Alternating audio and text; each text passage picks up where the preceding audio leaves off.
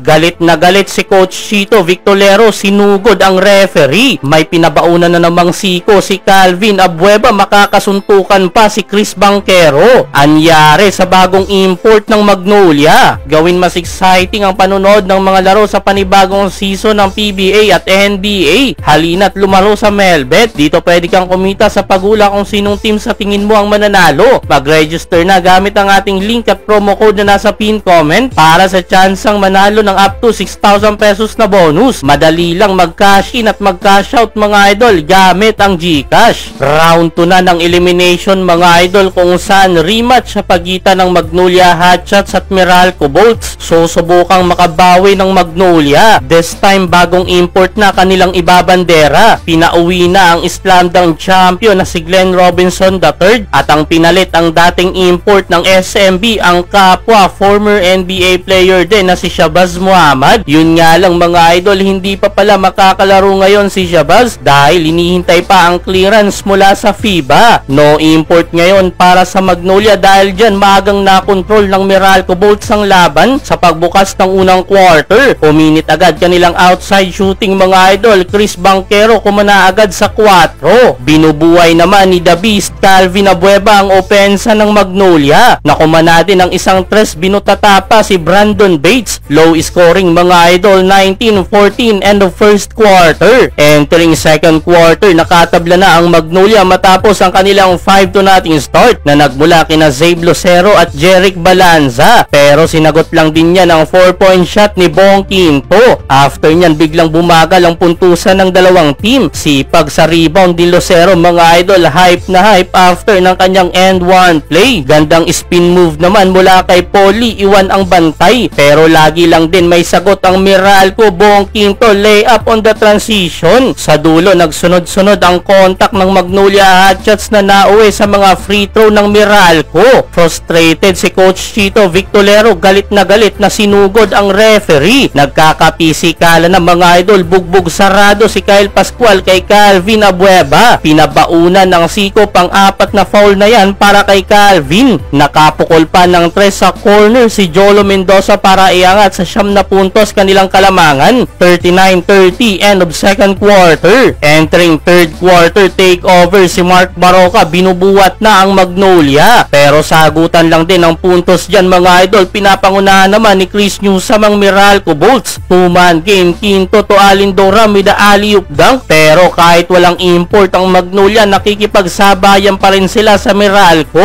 Alat din kasi ng nilalaro so far ni Dorham, pero late minutes nung nagpaparamdam na si AD. Magkakasuntukan pa sina Calvin Abueva at Chris Banquero. Palo na dyan, mahigit 10 lead ng Meralco mga idol. 62-49 end of third quarter. Fourth quarter mga idol, kontrolado pa rin ng Meralco ang laban. Pero halfway mark nung naibaba ng Magnolia sa single digit kanilang inahabol, leading by Zabe Lucero. 2 minutes, 4 na lang yan. Tres mula kay Aris Dionisio, 74-70. Pero may counter ang Meralco, 4-0 run mga idol. Sa dulo, Meralco Bolts pa rin ang nanalo.